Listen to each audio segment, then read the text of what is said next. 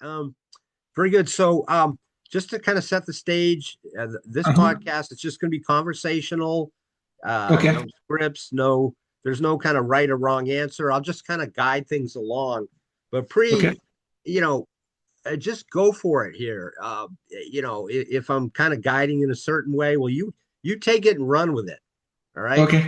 Yeah, yeah. People want to find out what's going on in your industry and your take Uh-huh. on, the current status of everything and what things are going to be like, say, a year, 3 years down the road too. So Hmm. yeah, there'll be some good questions on that one. And but we're only looking for about 30 or 40 minutes right now, and Okay. afterwards our team will go through and clean it up, remove Uh-huh. intro stuff like this, and deliver the polished episode. As well, we're going to send you Zoom snippets, which are very useful these days. We're going to take the best and extract that into a Okay. snippet, probably five, six. I've seen as many as eight of them. It depends kind of what your appetite for that is, but people typically love them, and just put them in your social feeds, Sure. and yeah. So, and you have full editorial control. So if you get into something, excuse me, and you think after, oh, I shouldn't have talked about that. That was my secret sauce. Well, just let me know and we'll delete it. And Sure. you have full Sure. control over that. Okay. Thank you. All right. Very, very good. All right. So yeah, here we go. We are ready to roll here. And we're fortunate today, yes, to have Priyanshu Adathkar, and that you are the commercial real estate hotel investment advisor with the hospitality division owned and realty, and the founder of Bear Investors. I hope I got that all right there, and perhaps you can dig Yeah, into it's that, Pri. I work for a brokerage called Owner Land Realty. I'm Yep. an agent. So as an agent, I have to work for a brokerage. They Yes. have to be on top of me. Um, so that's how it works. My company is actually called Perfect Real Estate Investments. Excuse me. Yes. Okay. So it's PRI, and people call me Pri, short of Priyanshu. So it matches. Perfect. Okay. So let's start right at the beginning here. What originally pulled you into real estate and hospitality investing in particular? Was there a light bulb that just came on, or how did that go for you when it's It's I landed here by accident. oh, all right. I used to work for the University of Miami in Florida in the School of Medicine, and I Oh, used to work for a department that manages PhD programs in biomedical sciences. huh. During the recession, my wife and I both got laid off. She also worked for UM. Yes. Um, her skills and her qualifications are much more in demand than mine. So she got Hmm. pulled by Ohio State University, and we Yes. flew down to Columbus, but there was no job for me. Uh, there was no job for the skills that I had. Mhm. Um, Okay. Somebody offered me a position as a director of a apartment complex, a huge apartment complex in Columbus. Yes. I took it, no experience. Uh, Ah. I turned it around, Yep. and a light bulb came on that why don't I start my own management company? Yeah. So I Excellent. started looking online, and the first thing I found was that I need to be licensed. Ah. I cannot manage a property without a license, real estate license. So I quit the job, got my license, and here we are. Excellent.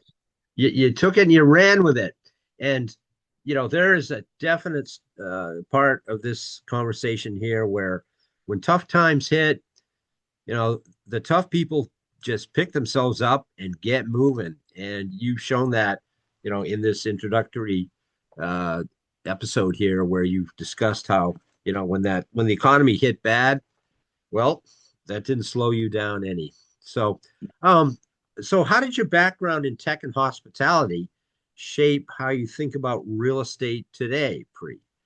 It's commercial real estate is a little different from, say, residential real estate. Um, Right.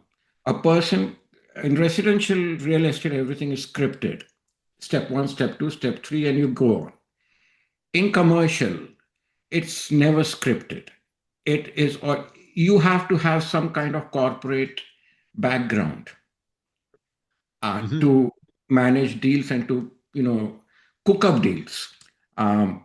My background in academia taught me Hmm. that. Okay, good, good. Now, and you've built businesses across real estate, say short-term rentals, um, investment advisory.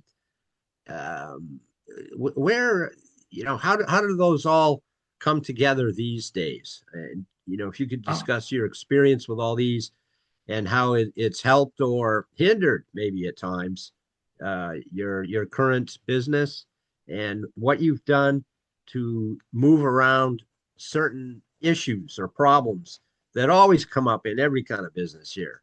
mhm. So, just as a piece of advice and how I started to people who want to get into commercial real estate, especially the buying and selling side, always start with leasing. Hmm. Every industry, every profession needs has specific needs and specific problems that you need to solve for them in terms of space. And leasing teaches you that. So I started as a for lease as a leasing agent, Yeah. and then slowly evolved. Now there has to be a niche that you have to focus on. And you will know what you like or you do not like until you try it out. The way to try it out is leasing. You might Okay. like medical spaces, you might like hospitality, you might like stuff like that. um, so you you go with that. I have never sold a house in my life, even my own house. Even as a realtor, I've never bought or sold, represented myself in the transaction. Okay. Well, I hate it, Yeah. so I don't do it. Um, I used to specialize in retail, especially the what we call the absolute net retail, which is a single tenant, like Walmart or Starbucks or pharmacies and stuff like that. Yes. Yes. Um, Things changed, the market's changed, Hmm. Hmm. especially starting with the pharmacies. They started, you know, mishandling their leases. They started harassing the um, landlords that they rented from. There was a final episode that I had with a client of mine. This was a pharmacy. I'll not name names, but Yeah. Yeah. um, they were in Chapter 11. Sure. Uh, my client gets a FedEx one evening, which has just one letter saying, "We have abandoned this property." There are Ooh. 5 years left on the lease, and they just say, "We have abandoned this property. For any questions, please contact the bankruptcy court." Got it. Wow. That's quite a letter to receive, huh? So we actually, he called me. It was like 5:30 in the evening, and he called me. I said, "Okay, let's go. This place was 50 miles from Columbus." Um, I said, "Let's go. Let's see what's Yeah. happening." Okay, we reached there. The front yard has not been taken care of. There are weeds growing. Everything is a mess. So Yeah. I asked him, give me the keys. Let's go in." He said, "I don't have any keys. They didn't give me the keys." Okay, Uh, let's find the locksmith. Find a locksmith. The locksmith opens the door and the alarm starts going off. wow. Okay. Police arrive. Police arrived. We had to actually explain to them what was happening, and this is the guy who owns this property and stuff like that. Yeah. Oh, Now we do not know how to turn off those alarms. And yeah. apparently there are zones. So there were Yeah. 5 zones. Moment Yeah. you enter zone one alarm goes off. Enter zone two, the second alarm goes off. Ah. 5 zones. We found a kind of in the manager's office kind of piece of paper hanging there, which had a number on it, a telephone number with a Yeah. name. So we called the person and explained to her, what's happening. So yeah, this is the code. That's how and that was it. That was it. I said, I am not selling any more absolute net properties to anybody. Okay. So, This is kind of, knowing that you're pushing them into something that's not going to work out well. I see. It's I just see. not right to do that. Got it. Um, All so right. I had some experience in hospitality. I sold at that time one hotel. Yeah. I had not actually sold the hotel, and this was interesting. This was a Days Inn in Columbus. Um, it had 100 rooms. Yeah. Their historical occupancy was 50%, and it was a L-shaped building. Okay. What we did was we came up with an idea that let's chop it down one wing. Let's chop off the one wing, close the swimming pool. So now you have 50 rooms. Now you have your full occupancy. You've gotten rid of those 50 rooms that are drag on your revenue because you've got to heat it, you've got to cool it, you've got to maintain it. Sure. We freed up 1.9 acres of land. We split the parcel, we sold the 1.9 acres of land With the empty parcel on it? with the building that was demolished. Oh, got it. Yep. Okay. So, and with that money, my client could go and buy a second hotel. Very creative strategy there. That's the way to make things work. Yeah, Very so good. that's how I got into the hotel industry, Yeah. uh, buying and selling hotels.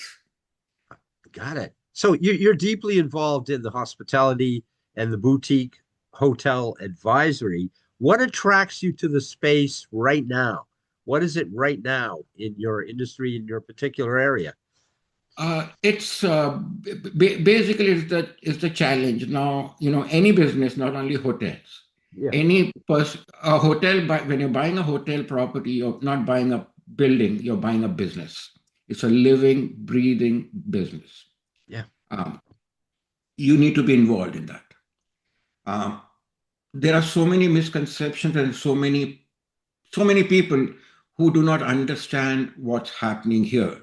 So what they do is they end up buying a job, not a property. They just Ah, they're buying an income, and when I it see. comes to it, um, you know, you end up working for yourself for $15 or $20 an hour. If you calculate what you're doing and how many hours you're putting in, that's not right. That's Yeah. not right. Things change, dynamics change, market change, everything changes. You got Sure. to keep up for that. For example, pre-COVID, um, the valuation was three times the revenue. If Okay. a hotel is priced three times what it's making, it is profitable. Come 2026, your labor costs have gone up 30%. Your insurance costs have gone up. Your taxes have gone up. 1.8 billion loans are going to mature in 2026. That's the arm is going to mature.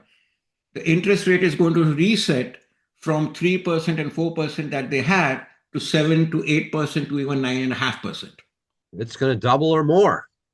It's going to double or more. So the three times model doesn't work.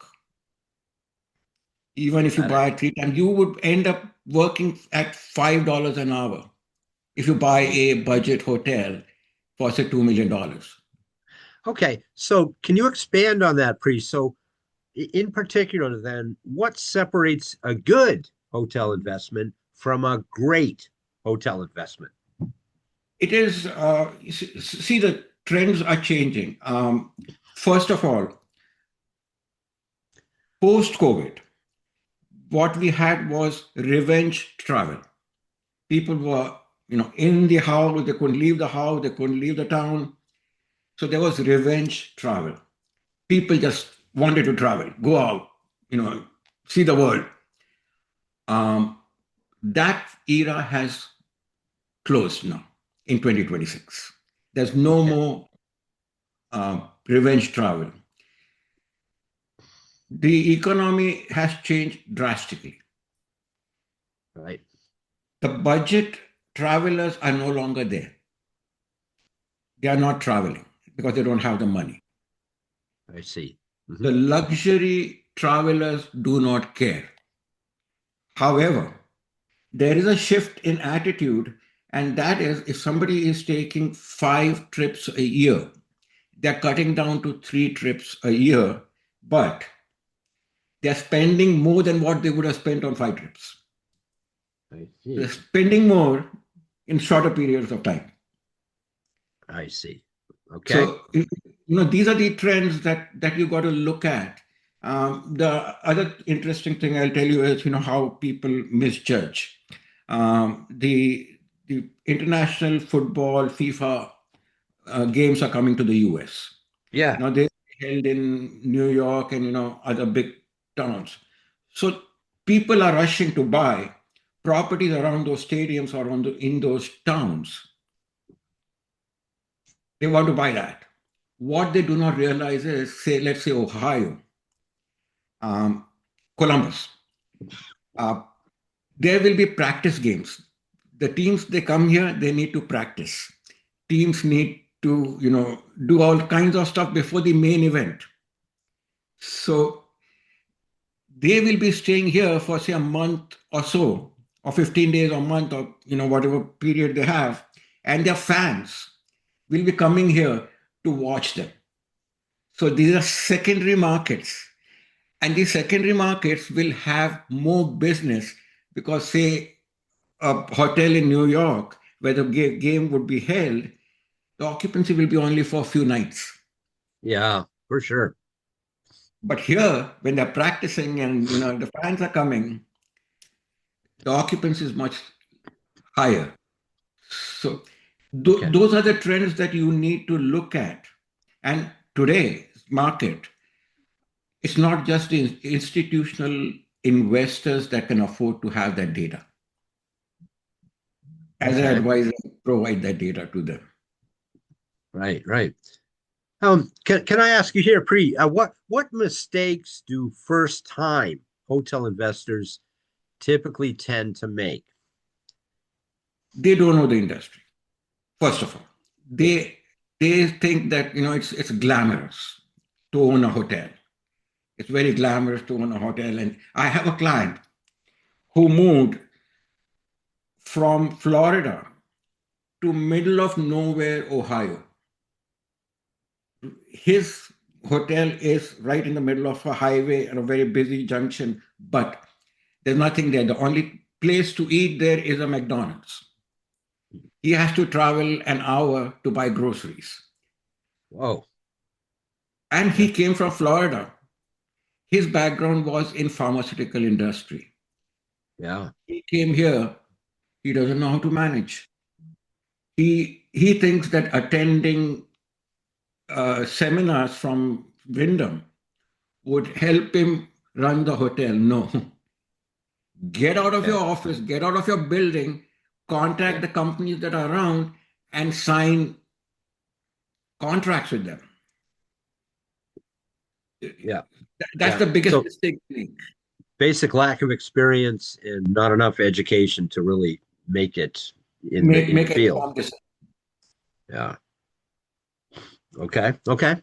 Um, Interesting there. So, hey, I'm going to evolve this into some current happenings in your industry here. But you've worked on adaptive reuse of properties, Correct. like, for example, converting hotels into multifamily.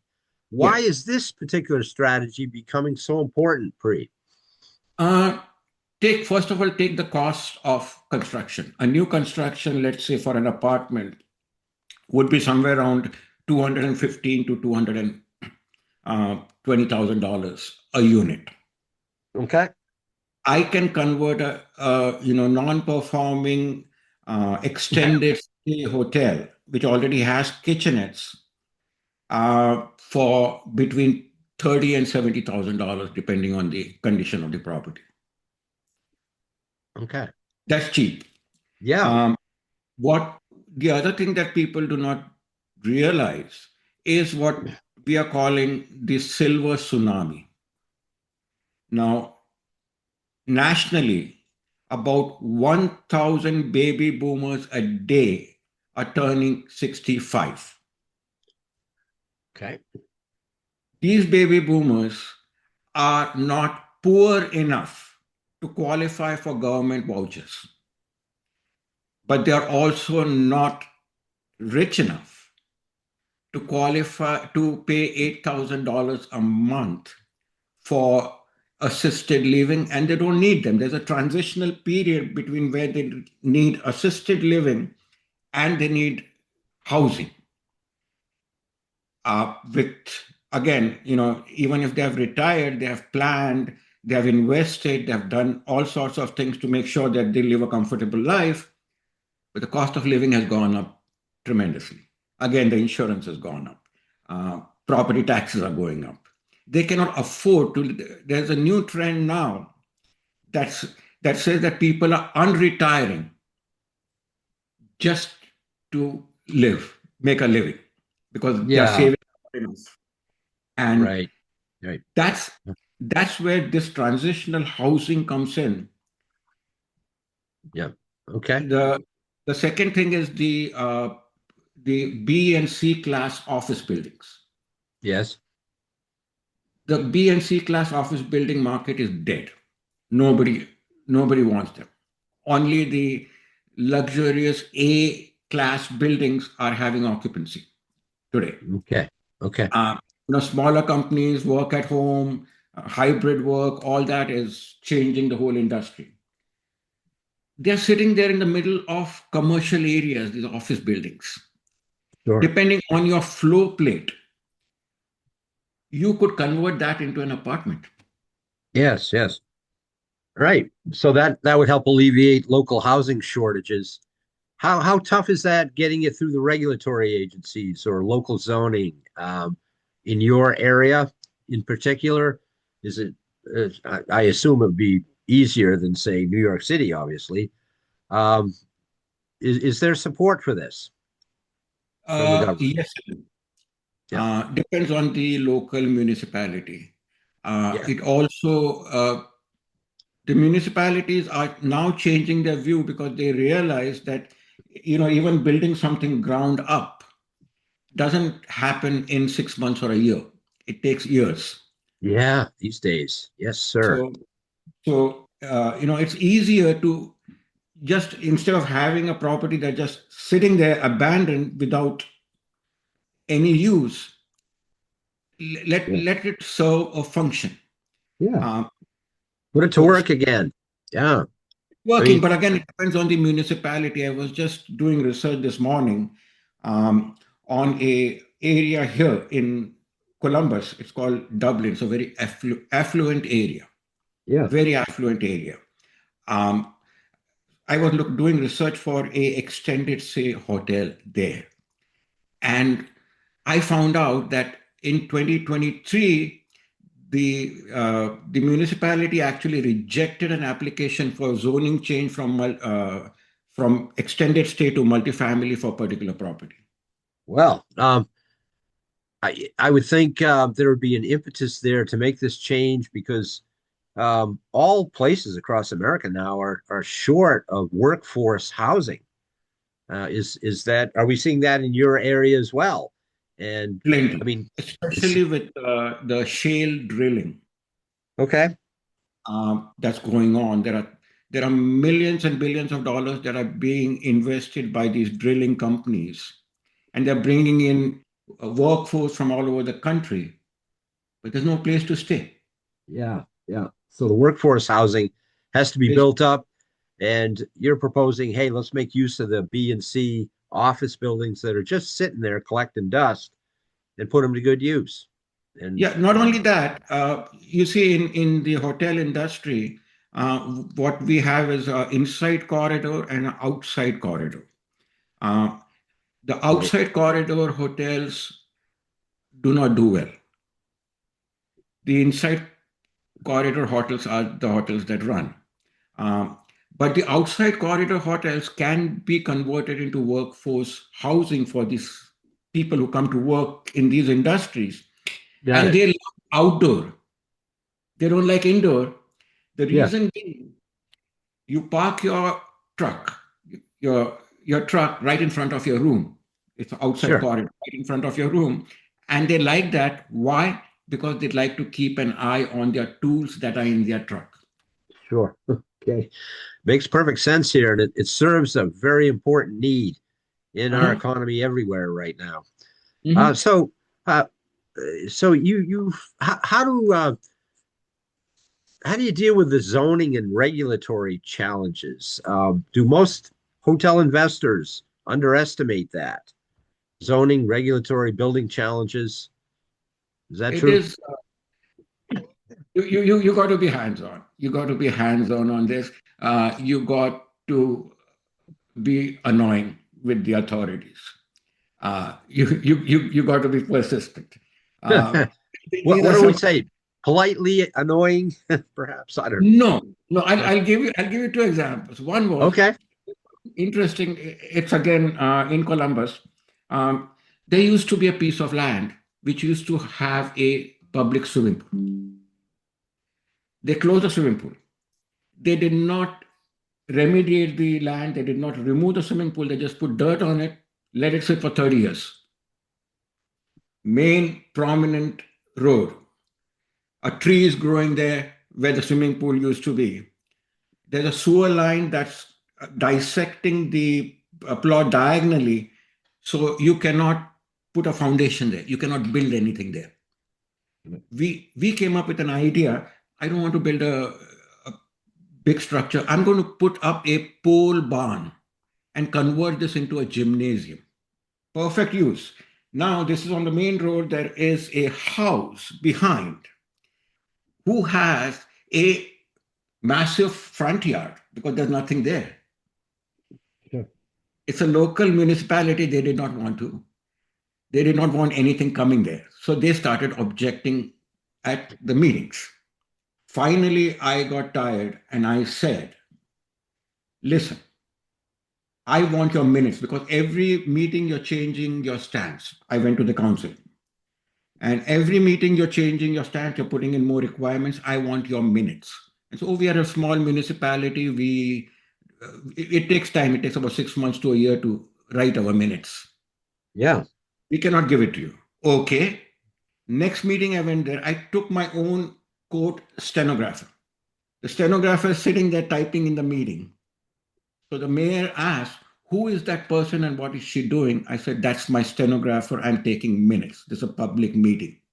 Well, guess what? Next day morning, I got a call from the mayor. In a week, I was approved. Oh, okay. So yeah, just You getting got to in be there annoyed. and grinding it out.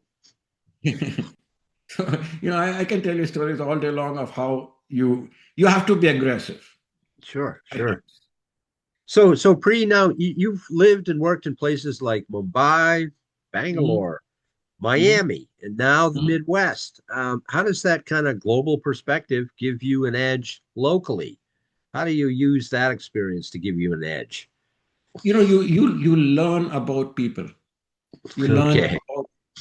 about every city, every town has its own culture, and Right. that helps you because again, you have population that has moved from Florida to Ohio. You have population that's moved from Ohio to Florida. You have Indian population everywhere. You understand the culture, and that actually helps you connect and helps you cater to their needs because you know what they want. Right. Okay. Okay. So uh, I need to ask here then, based on your perspective here, what kind of trends do you see coming to the Midwest markets before other people notice them? What are you seeing ahead here? What's changing in your market? And also, how does global trade and tourism impact your local hotel performance? So it's kind of a double The, question here. the global trend, I'll come to the global trend first. The global trend is bad right now for the entire country. Mm. The tourist inflow has reduced a lot Oh, from outside into the entire country. You know, people think that, say, the Canadians, they like to go to hotter places during the winter, like Florida. But what they do not realize is that the travel to Florida from Canada involves Ohio, especially yeah, in Cleveland. It is cheaper to fly from Cleveland to Florida than to fly from a Canadian airport to Florida. So what yes, they do is they cross the border into Cleveland. They stay a night or two in Cleveland, park their cars, pay for parking in Cleveland, and yeah, fly down to Florida. So yeah, when, yeah. when the traffic, reduces or comes to a standstill, even the Midwest is affected big time. Yeah. Um, Okay. yeah. And Uh, now that's lessened quite a bit.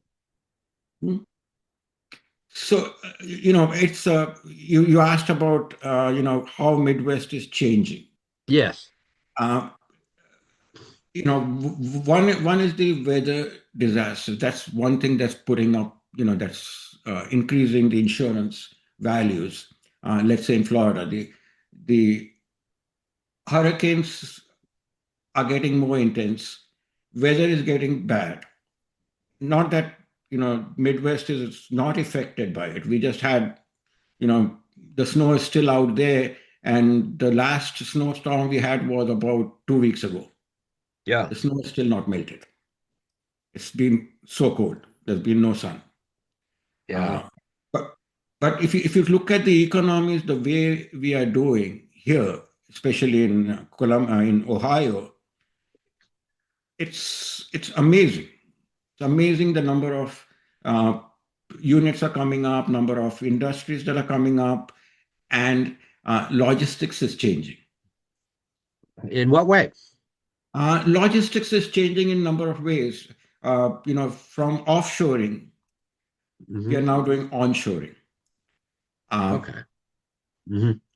All right. Again, the Panama Canal thing like rattled people last week when the Chinese management companies were kicked out of managing some of the ports in on the Panama Canal, and they said that you will pay a big price for it. I Uh, see. it rattled people.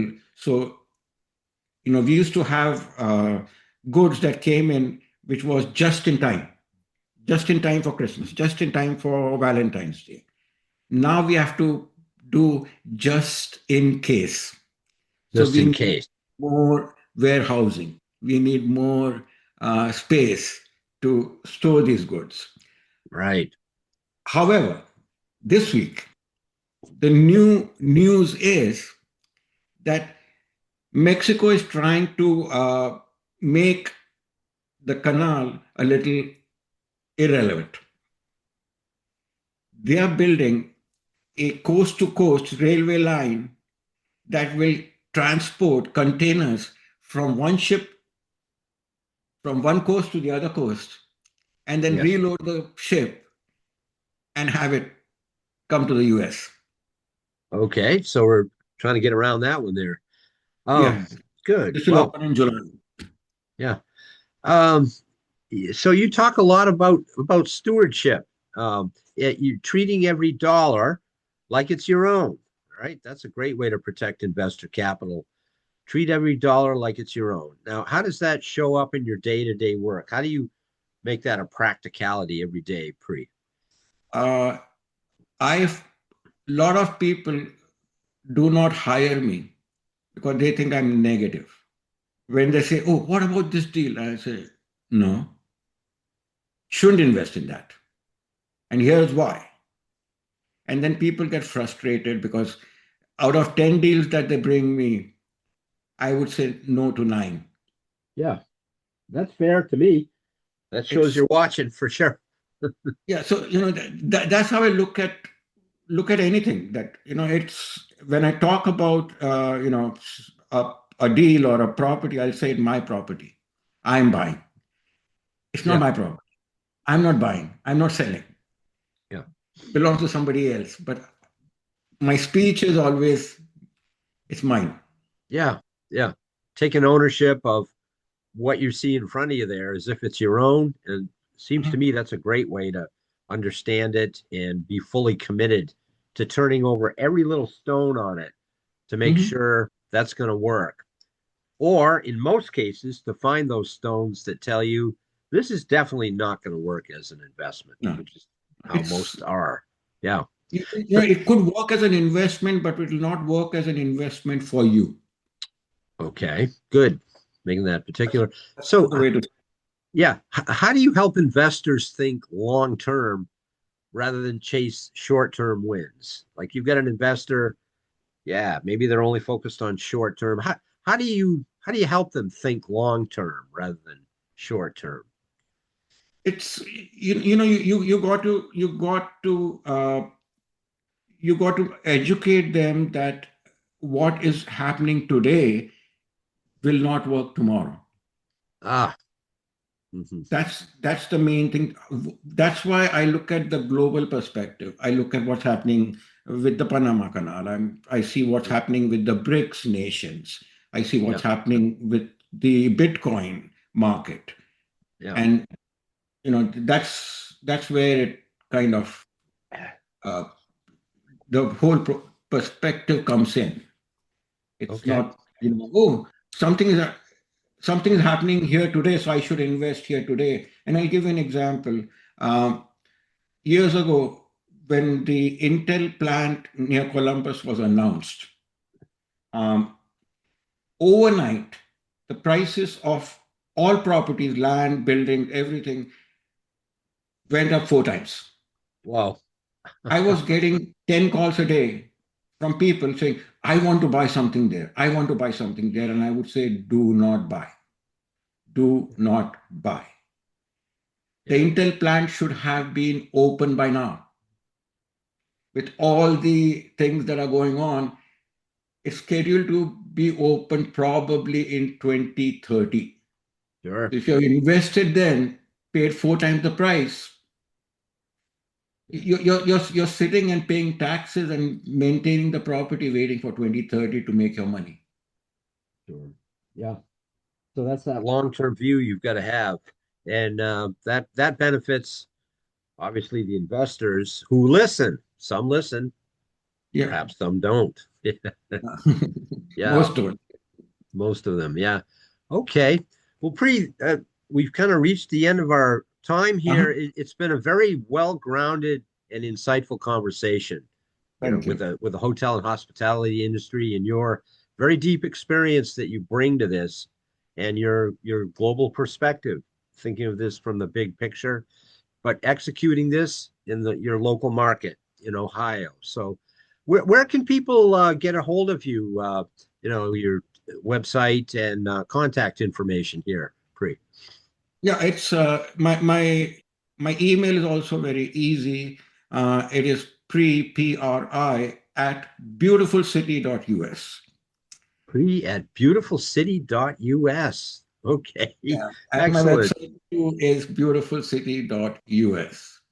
All right. Well, thank you so much, Pri. Appreciate your time here with us today, and look forward to seeing you again some other time as well.